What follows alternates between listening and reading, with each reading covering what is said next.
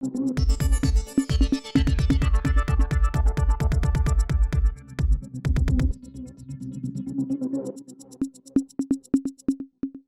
Focus Tamil நேயர்களுக்கு வணக்கம். இன்று நம்மோடு நேர்காணலில் இணைந்திருக்கக்கூடியவர் நமது செய்தி ஆசிரியர் திரு அன்பழகன் அவர்கள். வணக்கம் சார். சார், டாஸ்மாக் நிறுவனத்துல 1000 கோடி ரூபாய் ஊழல் நடந்திருக்கு அப்படிங்கிற மாதிரி அமலாக்கத்துறை ஒரு செய்தியை வெளியிட்டாங்க. இதனை எதிர்த்து டாஸ்மாக் நிறுவனம் சார்பாக அவங்க தரப்புல இருந்து ஒரு வழக்கு வந்துட்டு தொடரப்பட்டது. இந்த வழக்கு பார்த்தீங்கன்னா இன்னைக்கு ஹைகோர்ட்ல வந்துட்டு விசாரணைக்கு வந்து இந்த விசாரணையை நீங்க எப்படி பாக்குறீங்க சார்? ஒரு முக்கியமான ஒரு விசாரணை தான் நான் பார்க்குறேன். ஃபர்ஸ்ட் இந்த சப்ஜெக்ட் ஏன் முக்கியம் அப்படிங்கிற செகண்டரி பேசுவோம். ஃபர்ஸ்ட் இந்த சப்ஜெக்ட் எங்கேருந்து வந்துச்சு, ஏன் இந்த சப்ஜெக்ட் ஒரு முக்கியத்துவம் வாய்ந்த விஷயம் மாறுச்சு அப்படிங்கிறத நம்ம பேசுவோம். அதுக்கப்புறம் இதோட பொலிட்டிக்கல் வியூ பேசுவோம். ஃபர்ஸ்ட் பார்த்தீங்கன்னா இந்த வழக்கு அமலாக்கத்துறை ஃபஸ்ட்டு டாஸ்மாக் நிறுவனத்தில் ரைடு நடத்துகிறாங்க. டாஸ்மாக் நிறுவனம் அதை ஒட்டி ஒரு 20 இடங்களில் ரைடு நடத்துகிறாங்க. கிட்டத்தட்ட மார்ச் மாதம் 6, 7, 8 3 தேதிகளில் இந்த ரைடு நடத்துகிறாங்க. இந்த ரைடு நடத்திட்டு என்ன சொல்கிறாங்க அப்படின்னா, ஒரு 1000 கோடிக்கான ஊழல் நடந்திருக்கிறதுக்கான முகாந்திரம் இருக்குது அப்படிங்கிற மாதிரியான சில விஷயத்தை அறிக்கையை வெளியிடுறாங்க. இது ஒரு முக்கியமான ஒரு விஷயம். இப்போ அதுக்கடுத்து என்னென்னா இப்போ இன்றைய தினம் பார்த்தீங்கன்னா ஹைகோர்ட்டில் டாஸ்மாக் நிறுவனர்கள் இருக்காங்க பார்த்தீங்கன்னா, அந்த ஊழியர்கள் அலுவலர்கள் அவங்க சார்ந்த ஒரு வழக்கு தொடுக்கப்படுது. அந்த வழக்கு என்ன விதமான கோரிக்கைகளை முன்வைக்கிறாங்கன்னா, ஃபர்ஸ்ட் மாநில அரசுடைய அனுமதி இல்லாமல் பிஎம்எல்ஏ சட்டம், அதாவது சட்டவிரோத பண பரிமாற்ற தடை சட்டத்தின் கீழ் எங்கள் மீதான நடவடிக்கை எதுவும் எடுக்கக்கூடாது அப்படின்ற ஒரு விஷயத்தை கோர்ட் உறுதிப்படுத்தணும் அப்படிங்கிற ஒரு விஷயம் ஃபர்ஸ்ட் கோரிக்கை.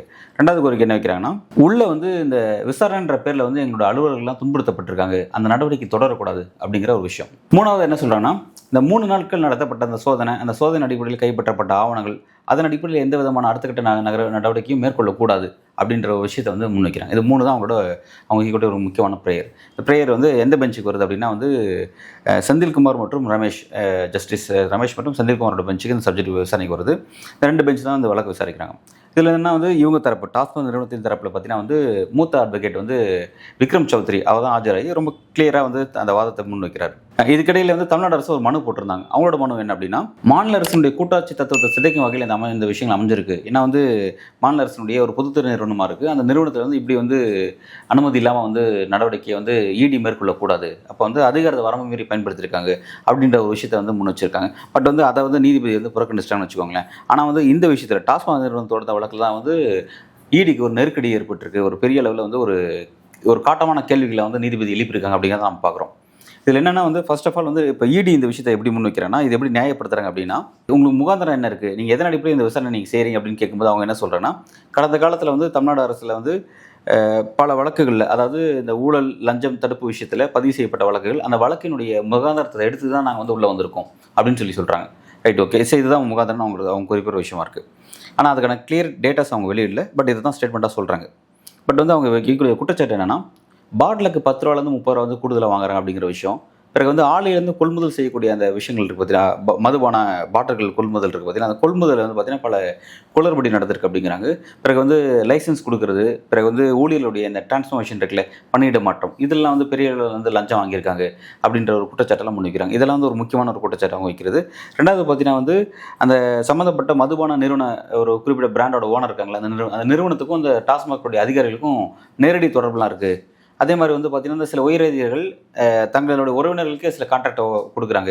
இதெல்லாம் தான் ஈடி வைக்கக்கூடிய முக்கியமான குற்றச்சாட்டு. இதன் அடிப்படையில் தான் பெரிய ஊழல் நடந்திருக்குன்னு சொல்கிறாங்க. டாஸ்மாக் நிறுவனத்தினுடைய சார்பில் ஆஜரான சீனியர் அட்வொகேட் சௌத்ரி இருக்கார் பார்த்தீங்களா, அவர் இந்த விஷயத்தை விக்ரம் சௌத்ரி என்ன குறிப்பிடுறாருன்னா, ரொம்ப கிளியராக முன்வைக்கிறார், பாயிண்ட்டை கிளியராக முன்வைக்கிறார். நீதிபதி அவர்களே, இந்த மாதிரியான விஷயம் அப்படி டாஸ்மாக் நிறுவனம் அப்படிங்கிறது தமிழ்நாடு அரசினுடைய ஒரு பொதுத்துறை நிறுவனமாகும். இந்த இடத்துல ரைடு மேற்கொள்ளணும் அப்படின்னா ஒன்று இடியினுடைய இயக்குனர் அல்லது துணை இயக்குனர் ரேங்க்கில் இருக்கிறவங்க வரணும், அல்லது அந்த ரேங்க்கில் இருக்கிறவங்களுக்கான அந்த இயக்குனர் மற்றும் துணை இயக்குனருடைய அனுமதி பெற்ற நபர்கள் உள்ளே வரணும், அவங்க இந்த விசாரணை மேற்கொள்ளணும் அப்படிங்கிற ஒரு விஷயத்தை கிளியர் கட்டாக முன்வைக்கிறாங்க. ரெண்டாவது பார்த்தீங்கன்னா, சட்டவிரோத பண பரிமாற்ற தடை சட்டத்தின் கீழ் நடவடிக்கை எடுக்கிறது முயற்சி பண்ணுறாங்க அப்படின்னா அதுக்கான முகாந்திரம் இருக்கணும். அந்த அவங்க சொல்லக்கூடிய குற்றச்சாட்டுனோ அந்த குற்றச்சாட்டுக்கான முகாந்திரம் அங்கே கிளியர் கட்டாக இருக்கணும் அப்படிங்கிற ஒரு விஷயம். ரெண்டாவது பார்த்தீங்கன்னா இங்கே சட்டவிரோதமான பணமோ அல்லது அந்த பணத்தின் மூலம் வாங்கப்பட்ட சொத்துக்களோ அது சார்ந்த ஆவணங்களோ இங்கே இருக்குங்கிறத அந்த அதிகாரிகள் உறுதிப்படுத்தணும். இந்த மாதிரியான எந்த விஷயமும் அங்கே பின்பற்றப்படலை. இது எதையுமே செய்யாமல் சில மனித உரிமை மீறலில் ஈடுபட்டிருக்காங்க அப்படிங்கிற ஒரு விஷயத்தை கிறிஸ்பாக முன்வைக்கிறாங்க.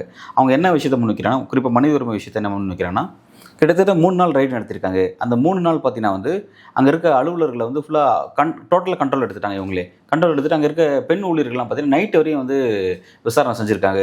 நைட்டு வந்து 12 மணிக்கு மேலே 1 மணிக்கு மேலே அவங்க அனுப்பிச்சிட்டு விடிய காலை வந்து மறுநாள் காலையில் 8 மணிக்கெலாம் இங்கே வந்து ஆஜராகணும் அப்படின்ற மாதிரி வந்து நெருக்கடி ஏற்படுத்தியிருக்காங்க. அங்கே இருக்க ஆண் அரசு ஊழியர்கள் அவங்களுக்குலாம் பார்த்தீங்கன்னா அவங்களுக்கு வந்து இதுவே கிடையாது. அதாவது அவங்களுக்கான விடுப்பே இல்லாமல் அவங்கள வந்து அங்கேயே வச்சு டார்ச்சர் பண்ணியிருக்காங்க. இது வந்து ஒரு அடிப்படையில் வந்து இப்படி ஒரு விஷயத்தை செய்யக்கூடாது அப்படின்ற ஒரு விஷயத்தை வந்து முன் வச்சிருக்காரு. ரெண்டாவது வந்து பார்த்தீங்கன்னா ஏற்கனவே அவர் கிளியராக எல்லாத்தையும் சொல்லிட்டார், வரிசையாக சொல்லிட்டார். இப்போ நீதிபதிகளுக்கு என்ன கேள்வி கேட்குறாங்க இவர்கிட்ட அப்படின்னா, அதாவது இடியை பார்த்து என்ன கேள்வி கேட்குறாங்கன்னா, இங்கே பாருங்கள் வந்து நீங்கள் இந்த மாதிரியான விஷயத்தை மேற்கொண்டிருக்கீங்க, ஒரு 3 நாள் வந்து இப்படியே நீங்கள் கண்டினியூவாக உங்களால் கண்ட்ரோல் எடுக்கிறதுக்கு உங்களுக்கு ரைட்ஸ் இருக்கா அப்படின்ட்டு கேட்குறாங்க. ரெண்டாவது பார்த்தீங்கன்னா இதே மாதிரியான வழக்கு மும்பை ஹைகோர்ட்டில் ஒரு வழக்கு வந்துச்சு. அந்த வழக்கில் வந்து இடியை வந்து மும்பை ஹைகோர்ட் வந்து ஒரு குட்டு வச்சிருக்காங்க, நீங்கள் எப்படி செயல்படணும் அப்படின்ற விஷயத்தில் ஒரு குட்டு வச்சிருக்காங்க. அதை வந்து இந்த வழக்கிலையும் கோட் பண்ணியிருக்காங்க. பாம்பே ஹைகோர்ட் வந்து சில கைட்லைன் கொடுத்துருக்காங்க, அதை நீங்கள் ஃபாலோ பண்ண வேணும், அதை நீங்கள் ஃபாலோ பண்ணவே இல்லைன்னு சொல்லியிருக்காங்க. ரெண்டாவது வந்து நீங்கள் இந்த அளவுக்கு விசாரணை செஞ்சுருக்கீங்களே, இதுக்கான சிசிடிவி காட்சிலாம் எங்கன்னு கேட்டிருக்காங்க. இப்படி வந்து நீங்கள் வந்து கம்ப்ளீட்டாக உங்களோட விஷயத்தை நீங்கள் செஞ்சுருக்கீங்க, எல்லாத்தையும் பேசிக் எவிடன்ஸ் எங்கே இருக்குது, சிசிடிவி வாட்ச் எங்கே இருக்குது, சிசிடிவி பார்த்தா தான் நீங்கள் எப்படி வந்து நியாயமாக செஞ்சுருக்கீங்கிறத நாங்கள் இன்வெஸ்டிகேட் பண்ண முடியும் அப்படிங்கிற ஒரு விஷயத்தை முன் வைக்கிறாங்க. ரெண்டாவது பார்த்தீங்கன்னா வந்து நீங்கள் வந்து இந்த மாதிரியான ஒரு சோதனை செய்வதற்காக ஏன் வந்து முன்கூட்டியே நோட்டீஸ் நீங்கள் கொடுக்கல, அந்த கிளியராக விஷயத்தை அதை நோட்டீஸ் கொடுத்தேன்னு சொல்கிறாங்க. பட் இவங்க நோட்டீஸ் கிளியராக கொடுக்கலங்கிற ஒரு வாதத்தையும் முன்வைக்கிறாங்க.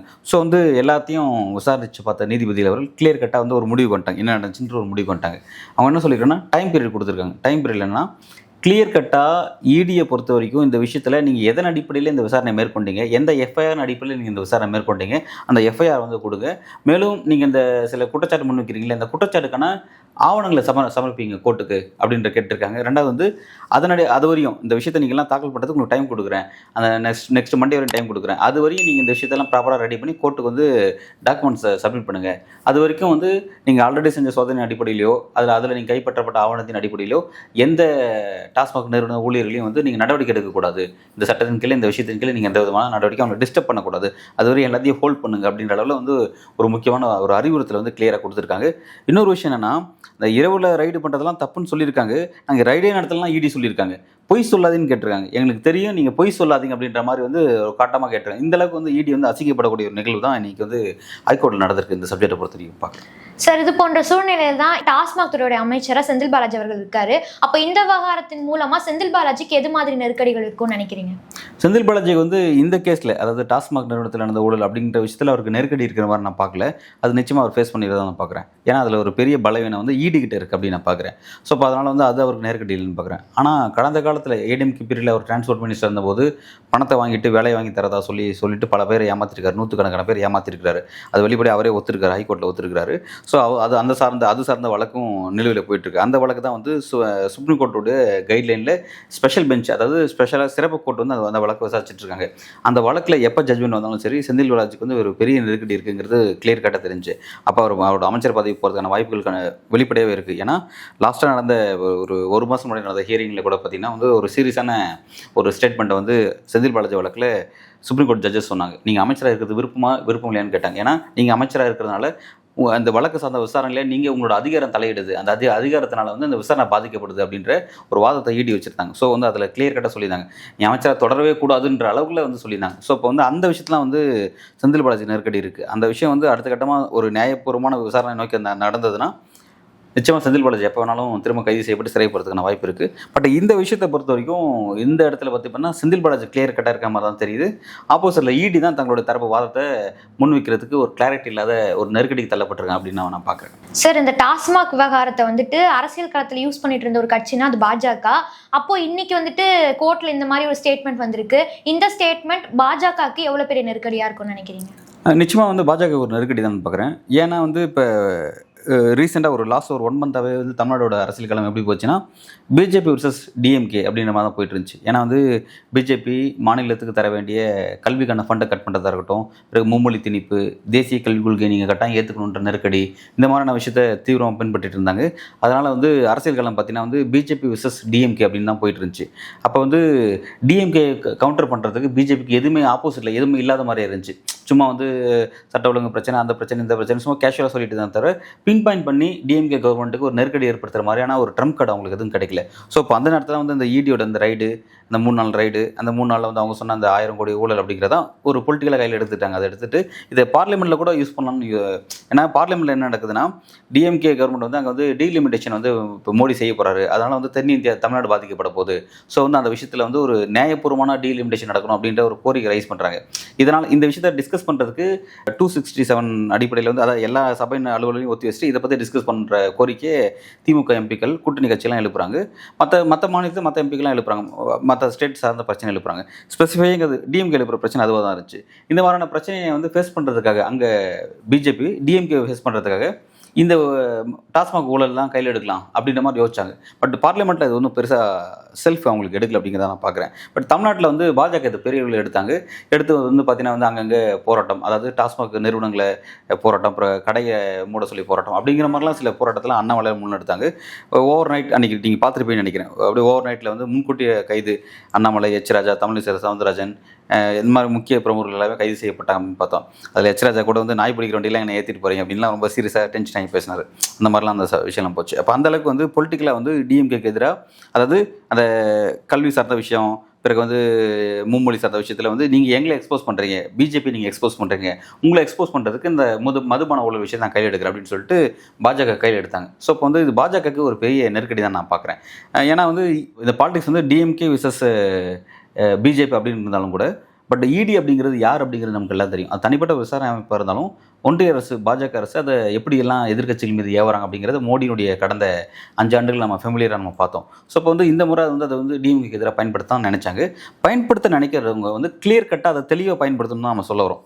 பொலிட்டிக்கலாக பயன்படுத்துறீங்க நீங்கள். அதாவது இந்த ஊழல் வந்து உண்மையிலே நியாயமான ஊழல்லாம், அதாவது எல்லா கட்சியும் நியாயமான கட்சியெலாம் கிடையாது. அடிப்படையில் எல்லாருமே ஊழல் புரிஞ்ச கட்சி தான். அப்படி இருக்கும்போது ஒரு கட்சியை நீங்கள் ஸ்பெசிஃபிக்காக நீங்கள் ஊழல் குற்றச்சாட்டை வச்சு அந்த கட்சி மக்கள்கிட்ட இருந்து ஒரு அன்பாப்புலர் ஆகணும்னு நீங்கள் முயற்சி பண்ணிங்கன்னா நீங்கள் வைக்கக்கூடிய ஆர்குமெண்ட் ரொம்ப ஸ்ட்ராங்காக இருக்கணும்.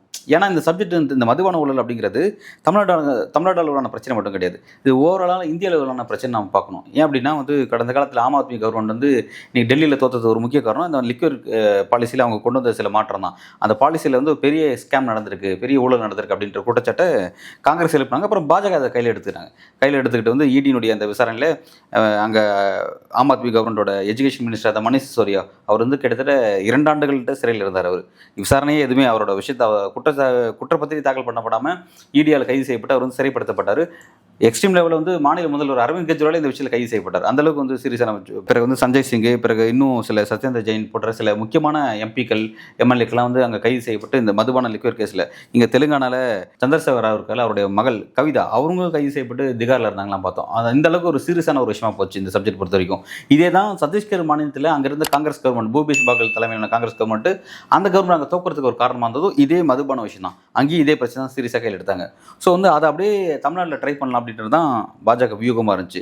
அவங்க பாஜக வெளிப்படையாக வந்து இந்த விஷயத்தில் வந்து நாங்கள் வந்து டெல்லியில் நடந்த மாதிரி தமிழ்நாடு நடக்க போகுது, அப்படின்னா டெல்லியில் அரவிந்த் கெஜ்ரிவால் கைது செய்யப்பட்ட மாதிரி தமிழ்நாட்டு மாநில முதல்வர் ஸ்டாலின் கைது செய்யப்பட வாய்ப்பு இருக்குது அப்படின்ற அளவுக்கு ரொம்ப சீரியஸாக முன்னெடுத்தாங்க. அப்படி எடுக்கிறவங்க அந்த கிளியர் கட்டாக அந்த எவிடன்ஸ் கிளியராக வைக்கணும். எவிடன்ஸ் இல்லாமல் தத்தளிக்கக்கூடாது. ஏன்னா இடி வந்து பல இடத்துல பல குற்றச்சாட்டு முன்வைக்கிறாங்க. மணிஷ் சிசோடியா விஷயத்துலையும் சரி, அரவிந்த் கெஜ்ரிவால் விஷயத்துலையும் சரி, அவங்க சிறைப்படுத்தப்பட்டு உள்ளே இருந்தாங்க, ரைட், ஓகே. ஆனால் நீதிமன்றம் அவங்க விடுவிச்சிருக்காங்க, பெயில் கொடுத்துருக்காங்க. எதன் அடிப்படையில் பெயில் கொடுத்துருக்காங்கன்னா இடினால இந்த வழக்கில் அவங்க தவறு செஞ்சுருக்காங்கிற ஆதாரத்தை கிளியர் கட்டாக சயின்டிஃபிக் எவிடன்ஸை ப்ரூவ் பண்ண முடியல நீதிமன்றத்தில். ஸோ வந்து அதன் அடிப்படையில் நீங்கள் அதை ப்ரூவ் பண்ணுங்க அப்படின்னு சொல்லிட்டு வந்து நீங்கள் வந்து அதை எப்படி குறிப்பிட்டிருக்காங்கன்னா வந்து எந்த ஒரு குற்றச்சாட்டுக்கும் வந்து பெயிலுங்கிறது வந்து அவசியமான ஒன்று. ஜெயில் அப்படிங்கிறது வந்து தேவைங்கிறத ஜெயில்படுத்தப்படணும், பட் பெயிலுங்கிறது அவசியமான ஒன்று அப்படின்ற அடிப்படையில் தான் வந்து அவங்கள வந்து விடுவிச்சாங்க அப்படின்னு பார்த்தோம். அந்த மாதிரியான ஒரு விஷயம் தான் வந்து இந்த இடினால இந்த லிக்விட் ஸ்கேமில் கைது செய்யப்படும் அரசியல் அப்படிங்கிறது அதை தமிழ்நாட்டில் எக்ஸிக்யூட் பண்ண பார்த்தாங்க. பட் அவங்களுக்கு வந்து ஒரு பெரிய நெருக்கடி தான் இன்றைக்கி ஏற்பட்டிருக்கு அப்படின்னு நான் அதை பார்க்குறேன்.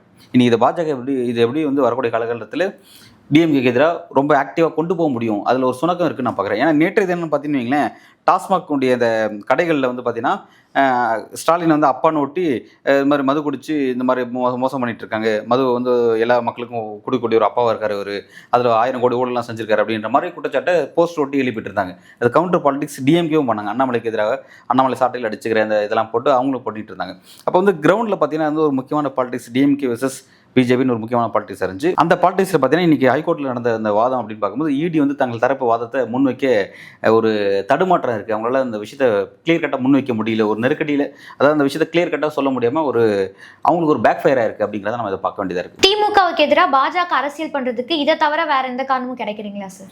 வேறு காரணங்கள் நிச்சயமாக இருக்குது. இந்த 4 ஆண்டுகளில் வந்து சில விஷயத்தை, அதாவது தேர்தல் வாக்குறுதியில் சொன்ன விஷயத்தை பல விஷயத்தை நிறைவேற்றாமல் இருக்காங்க டிஎம்கே கவர்மெண்ட். அது வந்து இந்த பழைய ஓய்வூதிய திட்டமாக இருக்கட்டும், பிறகு வந்து அரசு பணியாளர்கள், அரசு ஊழியர்களுக்கு அவங்க செஞ்ச சில செய்வதாக சொல்லி ஏமாற்றிய பல விஷயங்கள் இருக்குது. அதுக்காக வந்து அவங்க போராட்டம்லாம் அறிவிக்கிறதா இருந்தாங்க. அது ஒரு சீரியஸான ஒரு விஷயமா நகருது. இப்போ அது சார்ந்த விஷயம்லாம் பெண்டிங்கில் இருக்குது. அதே மாதிரி பார்த்தீங்கன்னா வந்து ஆட்சிக்கு வந்து பல பேருக்கு வந்து இத்தனை ஆண்டுக்கு இத்தனை அரசு வேலைகளை உருவாக்கி கொடுக்குறேன், இவ்வளோ பேருக்கான வேலை வாய்ப்பு உறுதிப்படுத்துகிறேன் அப்படின்னு சொன்னாங்க. அதெல்லாம் வந்து நிறைவேற்றி தரவே கிடையாது. அதே மாதிரி பல ஒப்பந்த அடிப்படையில் பணிக்கு வந்த நபர்களை வந்து நான் வந்து நிரந்தர பணியாளராக மாற்றணும்னு சொல்லி சொன்னார். ஆனால் அதெல்லாம் செய்யவே இல்லை. அதெல்லாம் வந்து லேக்ஸ் அப்படியே பெண்டிங்கில் இருக்குது. நிறைய விஷயங்கள் இருக்குது. இந்த மாதிரி வந்து நிறைய விஷயங்கள் இருக்குது. அப்புறம் வந்து ஒரு விலைவாசி உயர்வு, பல இந்த மின் கட்டண உயர்வாக இருக்கட்டும், பிறகு வந்து இந்த வீட்டு வரி உயர்வு, இந்த மாதிரி சொத்து வரி உயர்வு, இந்த மாதிரி மக்களுடைய அடிப்படை சார்ந்த பிரச்சனை நிறைய விஷயங்கள் இருக்குது. அதெல்லாம் எடுத்து அரசியல் பண்ணலாம். ஆனால் அதெல்லாம் அரசியல் பண்ணுறதுக்கு பாஜகவுக்கு ஃபஸ்ட்டு வந்து ஒரு தகுதி இருக்குது அப்படின்னு கேட்க வேண்டியதாக இருக்குது. ஏன்னா வந்து அவங்க ஆளக்கூடிய அந்த ஸ்டேட்டில் எல்லாமே இந்த பிரச்சனைலாம் வந்து ஸ்டில் நவ் பெண்டிங்கில் தான் இருக்குது. ஏன் ஃபெமிலியராக மகாராஷ்டிராவில் வந்து பார்த்திங்கன்னா வந்து பெண்களுக்கு 2500 ரூபா கொடுக்குறதா சொல்லி ஆட்சிக்கு வந்த பட்னாவிஸ் கவர்மெண்ட்டு இப்போ வந்து ஆட்சிக்கு வந்து 4 மாதம் ஆகுது. அவங்களால வந்து சொன்ன வாக்குறுதி 2 மாதம் கூட பூர்த்தி செய்ய முடியல. அந்த பணம் வந்து இன்னும் பல பெண்களுக்கு போய் சேராமல் இருக்குது. அது வந்து பெரிய நெருக்கடியாக மாதிரி இருக்குது. இதே பாலிசி டெல்லியில் அறிவிச்சாங்க, ஜெயிச்சிட்டாங்க. டெல்லியில் அதை எப்படி எக்ஸிக்யூட் பண்ண போகிறாங்கன்னு தெரியல. ஏன்னா இந்தியாவின் பொருளாதார தலைநகர் கொண்ட மகாராஷ்டிராலேயே அவங்களால அவங்களுடைய வாக்குறுதியை நிறைவேற்ற முடியாத தத்தளிக்கிறாங்க. அப்படின்னும் போது இன்னும் பின்தங்கிய பல ஸ்டேட்ஸ்லாம் இருக்குது. அங்கெல்லாம் எப்படி அந்த விஷயத்தெல்லாம் செஞ்சு கொடுப்பாங்க அப்படின்ற கேள்வியெல்லாம் இருக்குது. அப்படி இருக்கும்போது டிஎம்கே கவர்மெண்ட் இந்த மாதிரியான பிரச்சனை இல்லை, அதாவது நிர்வாக சார்ந்த பிரச்சனை, அவங்களோட வாக்குறுதி சார்ந்த அந்த பிரச்சனை, இதெல்லாம் கையில் எடுத்து அரசியல் செய்யலாம். ஆனால் அரசியல் செய்கிறதுக்கு பாஜகவுக்கு தகுதி இருக்குது அப்படின்ற கேள்வி அந்த இடத்துல டிஎம்கே அதை எக்ஸ்போஸ் பண்ணுவாங்க, ஏடிஎம்கே அதை செய்யலாம். பட் இந்த இடத்துல வந்து பிஜேபிக்கு அரசியல் செய்யறதுக்கு என்ன ஒரு வாய்ப்பு இருக்குன்னா, யூனியன் கவர்மெண்ட் வந்து தமிழ்நாடு கவர்மெண்ட்டுக்கு செய்ய வேண்டிய, அதாவது யூனியன் கவர்மெண்ட் வந்து தமிழ்நாடு மக்களுக்கு செய்ய வேண்டிய பல நலத்திட்டங்கள் இருக்குது. அதெல்லாம் செய்யாமல் அரசியல் காரணத்துக்காக வந்து அதை மறுத்துட்டு இருக்காங்க. நான் இப்போ ரீசெண்டாக சொன்ன மாதிரி வந்து கல்விக்கான ஃபண்டு கட் பண்ணுறதா இருக்கட்டும், அது 100 நாள் வேலை திட்டத்தில் கிட்டத்தட்ட 3000க்கும் மேற்பட்ட சில கோடிகள் வந்து ஒதுக்க வேண்டியது இருக்குது. அதனால் பலரும் வந்து கடுமையாக பாதிக்கப்பட்டிருக்காங்க. ஏழை பெண்கள், அதாவது கிராமத்தில் இருக்கக்கூடிய ஒன்றும் இல்லாத பல பெண்கள் வந்து ரொம்ப கஷ்டப்பட நிலைக்கு தள்ளப்பட்டிருக்காங்க. அந்த மாதிரியான பிரச்சனை சீரியஸாக இருக்குது. அந்த மாதிரி ஃபண்டை கொடுக்குறது மூலமாக அந்த மக்கள்கிட்ட இருக்க ஆன்டிகமெண்ட்ஸை சரி பண்ணி அந்த மக்களுக்கும் பாஜகவுக்குமான உறவை பில்ட் பண்ணி அதன் அடிப்படையில் தமிழ்நாடு பாஜக ஒரு அரசியல் முன்னெடுக்கலாம். அப்படிலாம் செஞ்சாங்கன்னா அது அவங்களுக்கு ஒரு ப்ளஸ்ஸான பாலிட்டிக்ஸாக இருக்கும். ஆனால் அவங்க அதெல்லாம் செய்யாமல் திரும்ப தவறு செய்கிறாங்க. எப்படின்னா திரும்ப அவங்க செய்யக்கூடிய, அவங்க எடுக்கக்கூடிய முடிவு எல்லாமே இங்கே இருக்க டிஎம்கே கவர்மெண்ட்டுக்கு சாதகமான விஷயமா தான் மாறுது. அதாவது திரும்ப என்னென்னா, ஆளுங்கட்சியாக இருக்கக்கூடிய டிஎம்கே தான் ஆன்டிகமெண்ட்ஸ் மக்கள்கிட்ட உருவாகணும். ஆனால் அந்த ஆன்டிகமெண்ட்ஸ் உருவாகாமல் சென்ட்ரலில் ஆளுங்கட்சியாக இருக்கக்கூடிய பாஜகவுக்கு எதிரான ஆன்டிகமெண்ட்ஸ் இங்கே தமிழ்நாட்டில் உருவாகுது. அது மாதிரி தான் வந்து மோடியும் சரி அவருடைய அமைச்சர் சகாக்களும் நடந்துக்கிறாங்க. அதை தான் தமிழ்நாடு பாஜகவும் மக்கள்கிட்ட செய்கிறாங்க. அதனால் வந்து இங்கே வந்து பாஜகவுக்கு வந்து ஒரு பாலிடிக்ஸ் செய்ய முடியாமல் ஒரு திக்கு திசை தெரியாமல் திணறிட்டு இருக்காங்களோ அப்படிங்கிற மாதிரி தான் அதை பார்க்க வேண்டியதாக இருக்குது. டாஸ்மாக் விவகாரம் தொடர்பாக பல கோணங்களில் மக்களுக்கு புரியும் வகையில் கருத்துக்களை பகிர்ந்து கொண்டீங்க. மிக்க நன்றி. நன்றி.